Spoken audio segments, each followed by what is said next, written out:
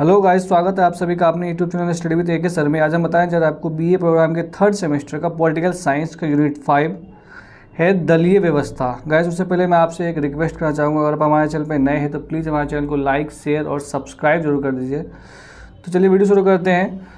चलिए, दलीय व्यवस्था तो पहला होता है दलीय व्यवस्था में राजनीतिक दल यानी पॉलिटिकल पार्टी। दूसरा होता है राजनीतिक दलों के कार्य, जो राजनीतिक दल होते हैं उनके क्या कार्य हैं। उसके बाद तीसरा होता है दो दलीय व्यवस्था।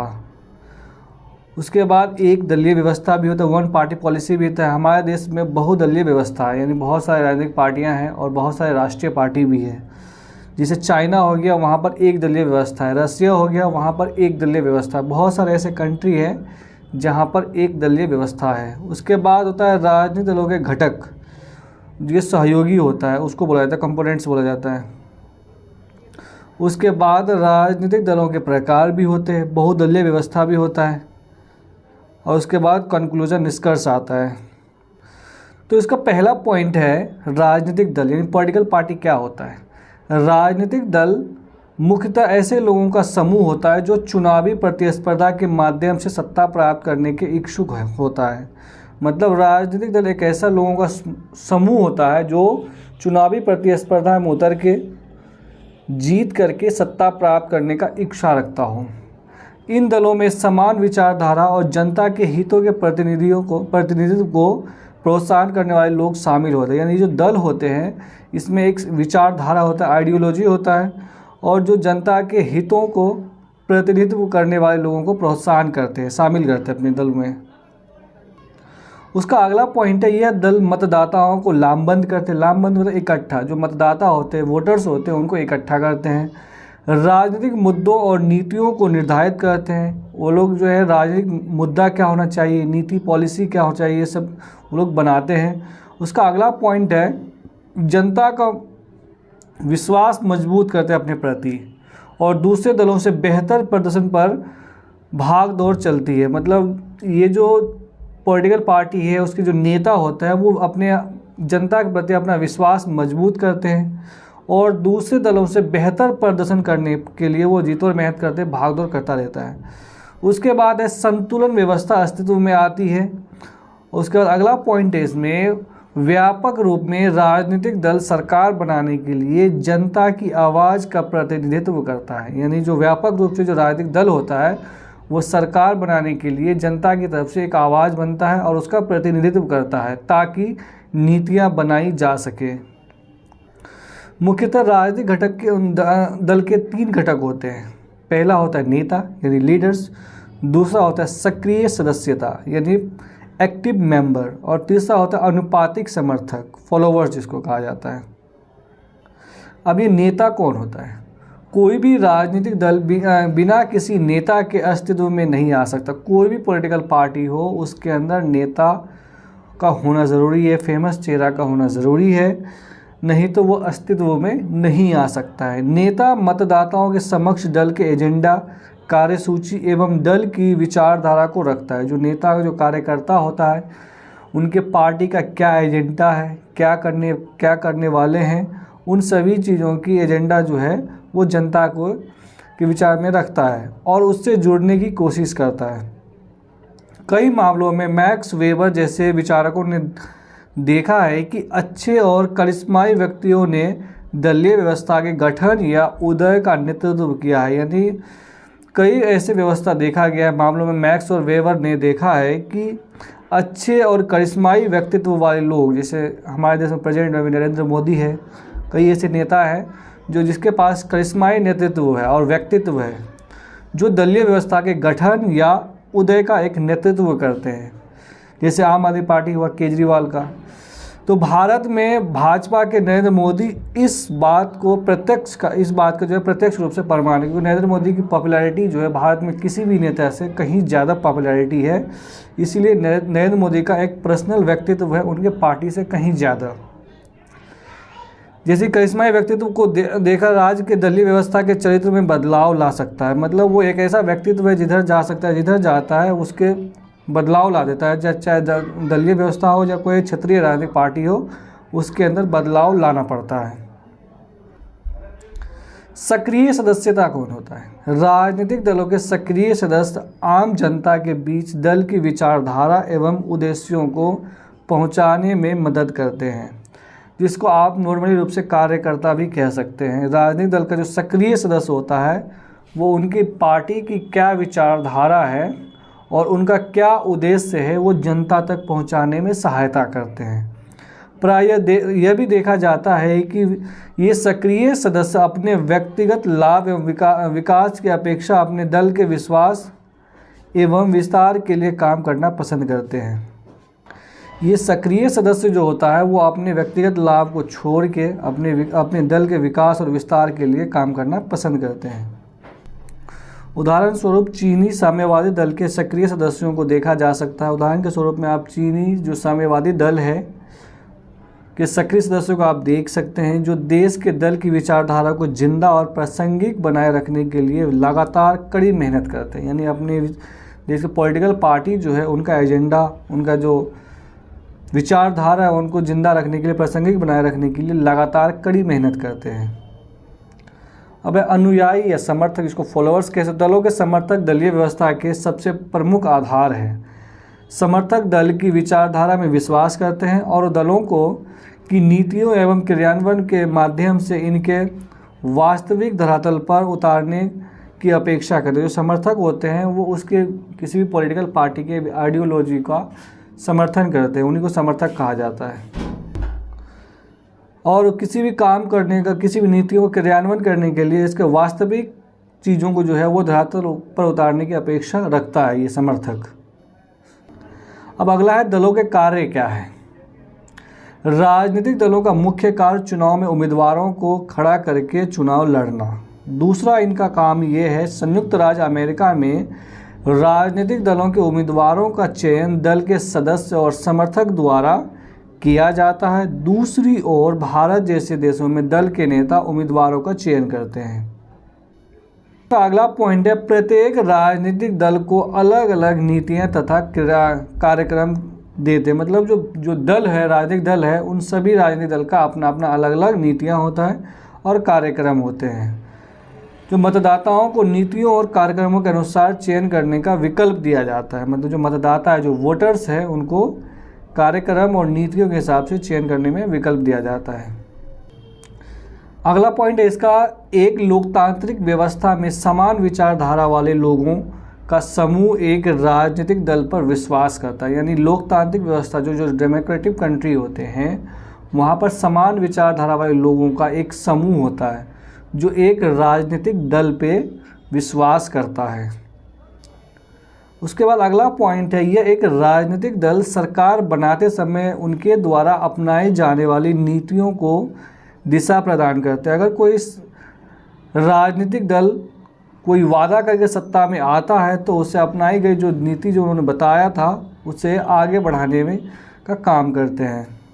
उसके बाद अगला है, सरकार बनाने में असफल रहने वाले राजनीतिक दल विपक्ष की भूमिका निभाते हैं। जो सरकार बनाने में असफल रह जाता है तो वो ओपोजिशन की भूमिका निभाते हैं, यानी विपक्ष का, जो गलत कार्य करने की दशा में सरकार की आलोचना करते हैं। विपक्ष का काम ये होता है, एक वॉच डॉग की भूमिका निभाते हैं कि अगर सरकार कोई गलत कार्य करता है तो वो उसका आलोचना करते हैं, जनता के सामने लाते हैं कि ये सरकार इस तरह की काम कर रही है। उसके बाद अगला पॉइंट है, जनता को सरकार के कार्य एवं नीतियों के गुण एवं दोष के बारे में जागरूक करने का प्रयास करते हैं। दूसरी बात यह है कि जो ओपोजिशन होते हैं वो सरकार का क्या कार्य है, उसकी नीतियों का गुण और दोष क्या है, उनके बारे में जागरूक करने का ये प्रयास करते हैं। और राजनीतिक दल जनमत का निर्माण करते हैं। उसका अगला पॉइंट है, यह दबाव समूह के निर्माण में भी महत्वपूर्ण भूमिका निभाते हैं, जो सरकार पर अधिक से अधिक जन कल्याण के संदर्भ में होती है। निर्माण हेतु तो दबाव डालते हैं। दबाव समूह इसको कह सकते हैं, जो पॉलिटिकल, जो एक सामाजिक कार्यकर्ता होते हैं या एक उनके एजेंडा होता है या फिर कोई अलग अलग तरह की चीज़ें जो मांग होते हैं, एक संगठन, यूनियन कह सकते हैं, उसी को दबाव समूह कहा जाता है, जो सरकार पर दबाव डालता है और जन कल्याण कार्य के संदर्भ में उसे निर्णय लेने के लिए दबाव बनाते हैं। राजनीतिक दल कल्याणकारी योजनाओं में भी अहम भूमिका निभाते हैं। जन कल्याणकारी, जैसे पार्क बनाना, रोड बनाना, स्कूल बनाना, हॉस्पिटल वगैरह बनाना, ये सब जन कल्याणकारी कार्य होते हैं। उसके बाद स्थानीय राजनीतिक दल जनता और सरकारी अधिकारी के बीच कड़ी का काम करते हैं। जो स्थानीय राजनीतिक होते हैं वो जनता और सरकारी अधिकारी जो होते हैं उनके बीच एक कड़ी का काम करते हैं। उसके बाद अगला पॉइंट है इनका, राजनीतिक दल के प्रकार क्या होता है। एक दलीय व्यवस्था भी हो सकता है, द्विदलीय व्यवस्था भी हो सकता है और बहुदलीय व्यवस्था भी हो सकता है। तो हमारे देश में बहुदलीय व्यवस्था है। अमेरिका में द्विदलीय व्यवस्था है, वहाँ पर दो राष्ट्रीय पार्टी, एक डेमोक्रेट्स है और दूसरा रिपब्लिकन है। जो अभी के राष्ट्रपति जो बाइडेन है वो डेमोक्रेट से आते हैं। इससे पहले का राष्ट्रपति जो था डोनाल्ड ट्रंप, वो रिपब्लिकन से आते थे। और एक दलीय व्यवस्था जो रसिया और चाइना में होता है। चाइना के राष्ट्रपति अभी शी जिनपिंग है और रसिया के राष्ट्रपति व्लादिमीर पुतिन है। तो इस देशों में एक दलीय व्यवस्था है। अब एक दलीय व्यवस्था के गुण और दोष भी है, मेरिट और डिमेरिट भी होते हैं, गुण और दोष सब में होते हैं। एक दलीय व्यवस्था, दूसरा नाम होता है एक दलीय व्यवस्था है और इस व्यवस्था के अंतर्गत सरकार बनाने वाले एक राजनीतिक दल सामान्य राज्य के संविधान पर आधारित होता है। मतलब इस व्यवस्था के अंतर्गत जो सरकार बनाने वाले राजनीतिक दल होते हैं वो सामान्य राज्य के संविधान पर आधारित होता है। और दूसरा ये है इसका पॉइंट कि अन्य दलों को सीमित भागीदारी की अनुमति होती है या फिर उन्हें गैरकानूनी घोषित कर दिया जाता है। मतलब इस देश में अगर कोई और दल होता है यानी राजनीतिक पार्टियां होती है तो उसे गैर कानूनी घोषित कर दिया जाता है कि आप चुनाव नहीं लड़ सकते या आपके चुनाव नहीं लड़ा जा सकता। यह उसका अगला पॉइंट ये है कि यह व्यवस्था शासन प्रभुत्व को व्यक्त करती है और यह व्यवस्था सत्तारूढ़ बन सकती है जब या सभी अन्य दलों पर प्रभुत्व भी दिखा सकती है। यानी अगर कोई सत्ता में है एक दलीय व्यवस्था में तो उनका प्रभुत्व ज़्यादा होता है अन्य दलों के ऊपर। उसके बाद अगला है राजनीतिक विरोधियों को समाहित करने का प्रयास करती है। अतिवादी स्थिति में उन सभी विरोधियों दलों को दमन भी करती है। जैसे अभी मैं फॉर्मली एग्जाम्पल दे सकता हूँ कि जैसे रशिया में व्लादिमीर पुतिन है तो उनके कई राजनीतिक विरोधियों को मौत के घाट उतारा जा चुका है। कई ना कोई कारण होता है, कोई छत से गिर जाते हैं, कोई हॉस्पिटल में 2-4 मंजिलों से छलांग लगा देते हैं। तो ये जो इसके प्रमुख होते हैं, जो राष्ट्रपति होते हैं, वो अपने ओपोनेंट का दमन करता है या फिर उसे मौत के घाट भी उतार देता है। तो एक दलीय व्यवस्था में ये होता है कि अपने ओपोनेंट को निपटाना बहुत ज़्यादा या अपने ओपोनेंट का दमन बहुत ज़्यादा किया जाता है एक दलीय व्यवस्था में। सोवियत संघ की कम्युनिस्ट पार्टी और चीन की पीपुल रिपब्लिक ऑफ चाइना उपरोक्त सभी के प्रमाणित करते हैं। एक विचारधारा के एक दलीय व्यवस्था आधार पर बनती है, यानी एक विचारधारा राज्य के एक दलीय व्यवस्था के आधार पर बनती है। उसके बाद इसका अगला पॉइंट ये है कि सोवियत संघ जैसे देशों में मार्क्सवाद, लेनिनवाद और अंतर्राष्ट्रीय एकजुटता दर्शाने का एक संघ अच्छा उदाहरण है। यह कैसे इन दलों को अस्तित्व में लाने के लिए परिस्थिति निर्माण में सहायक होती है। उसके बाद अगला पॉइंट है राष्ट्रवादी विचारधारा भी एक दलीय प्रभुत्व में महत्वपूर्ण भूमिका निभाती है। जो राष्ट्रवादी विचारधारा होती है, जो राष्ट्र के प्रति सोचने वाले होते हैं, वो एक दलीय व्यवस्था में प्रभुत्व में महत्वपूर्ण भूमिका निभाते हैं। अगला पॉइंट है कि जर्मनी में नाजी दल और इटली में मुसोलिनी की फांसीवादी विचारधारा तर्क को प्रमाणित करने के लिए महत्वपूर्ण उदाहरण के रूप में देखा जा सकता है। औपनिवेशिक शासन के प्रहार से स्वतंत्रता की प्राप्ति ने भी मुक्ति और स्वतंत्रता के आह्वान में प्रमुख भूमिका निभाई थी। और एक दलीय शासन व्यवस्था प्रकृति में इस हद तक सत्तावादी माना जाता है कि कई बार यह स्वयं अधिनायकवादी में रूपांतरित हो जाता है। यानी जो एक दलीय व्यवस्था है प्रकृति में इस हद तक सत्तावादी हो जाता है या माना जाता है कि यह कई बार स्वयं को अपने आप को अधिनायकवादी के रूप में हस्तांतरित हो जाते हैं। अब इनके गुण और दोष क्या हो सकते हैं। एक दलीय व्यवस्था के कारण विरोधियों का अभाव में निर्णय शीघ्रता में लिया जाता है, परिणाम स्वरूप शासन में दक्षता आती है। यानी एक दलीय व्यवस्था में क्या होता है कि जो विरोधी है उसका तो कोई होता नहीं है, इसलिए जल्दी जल्दी फैसले लिए जा सकते हैं, जो शायद शासन में दक्षता की कमी आ जाती है, गुण होती है इस। दोष ये है कि एक दलीय व्यवस्था में सभी वर्गों को प्रतिनिधित्व नहीं मिल पाता है, जो इस दृष्टि से कम एकीकृत बनता है, यानी ये इसका डिमेरिट्स है। दूसरा गुण ये है कि लंबे समय तक एक ही सरकार रहने के कारण इसमें स्थिर राजनीतिक विकास को अधिक संभावना है, और यह है अभिमानों पर संसाधनों, धन और समय की बर्बादी की अनुमति नहीं देता। यानी एक दलीय व्यवस्था में क्या है कि सरकार लंबे समय तक रहता है, जिससे क्या होता है कि राजनीतिक में अभिमान और संसाधनों पर और धन और समय की बर्बादी से बच जाता है। और दोष क्या है, मतदाता के रूप में जनता के पास कोई विकल्प नहीं होता है, वह स्वतंत्र नहीं, पर कई बार राज्य के अल्पसंख्यक वर्गों की उपेक्षा की जाती है, उन्हीं मुख्यधारी कल्याणकारी नीतियों को मजबूत बाहर रखा जाता है। मतलब इसमें जो है कि वोटर जो होते हैं उनके पास कोई विकल्प नहीं होते हैं। उसका अगला पॉइंट इसका ये है कि विभिन्न राजनीतिक दल के संघर्ष के अभाव यह राष्ट्रीय एकता को सफलतापूर्वक स्थापित करती है, क्योंकि जनता ही विचारधारा से संबंधित रहती है, और यह व्यवस्था गुटबंदी की कमियों से सर्वथा दूर है तथा इसमें समृद्ध एवं मजबूत शासन की स्थापना होती है।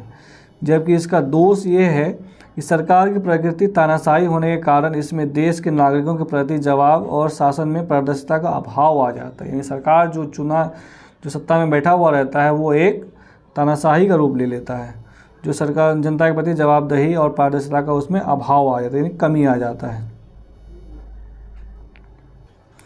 अगला पॉइंट यह है कि यह व्यवस्था कम मतदान विकल्प प्रदान करता है, जिससे समझना सरल है। इससे संगठित मजबूत विरोधी दल होता है, जो सरकार की रचनात्मक आलोचना करके सरकार को जन भावनाओं पर ध्यान करवाता है।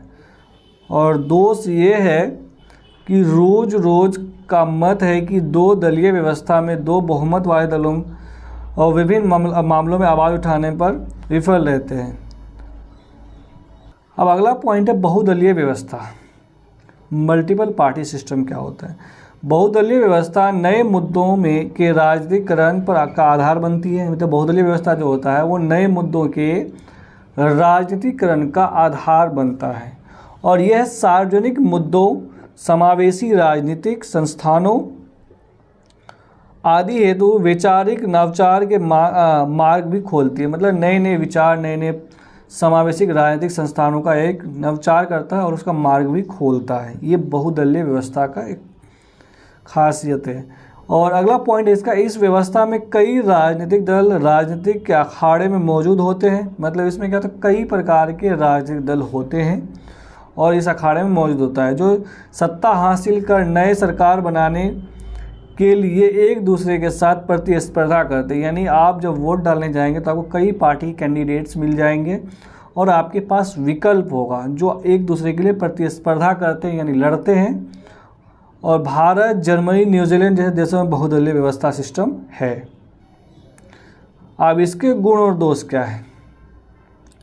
यह व्यवस्था वास्तव में विभिन्न विचारधारा वाले देशों को सरकार बनाने का अवसर प्रदान करके समाज के विभिन्न वर्गों में के पहचान का एक प्रतिनिधित्व करता है। यानी ये जो गुण इसका है जो है कि विभिन्न विचारधारा वाले दलों को सरकार बनाने का अवसर प्रदान करता है और समाज के विभिन्न वर्गों के पहचान का भी प्रतिनिधित्व करता है। और दोष ये है, कई बार इसमें विभिन्न दलों से मिलकर गठबंधन की सरकार निर्बल और अस्थायी बनती है। कई बार क्या होता है कि हंग असेंबली हो जाती है तो दो दल आपस में जो समान विचारधारा वाली होती है वो गठबंधन करके सरकार बनाती है, जो अस्थिर और निर्बल सरकार होता है। अगला है इसका कि यह मतदाताओं को विकल्प देता है, जबकि बहुदलीय व्यवस्था का दोष ये है कि बहुदलीय व्यवस्था वाले देश प्रेमी शंकु और सांसद की परिस्थिति का सामना करते हैं। अगला पॉइंट ये है, समावेशी प्रकृति में व्यवस्थित होता है और बहुदलीय व्यवस्था में सरकार में कई पहचानों की उपस्थिति होने के कारण नीति निर्माण में कठिनाइयाँ होती है। तो ये वीडियो यहीं से समाप्त होता है। होप ये वीडियो आपको अच्छी लगी हो। अगर आप हमारे चैनल पर नए हैं तो प्लीज़ हमारे चैनल को लाइक, शेयर और सब्सक्राइब जरूर कर दीजिए और कमेंट करके बताइए कि वीडियो कैसी लगी। धन्यवाद।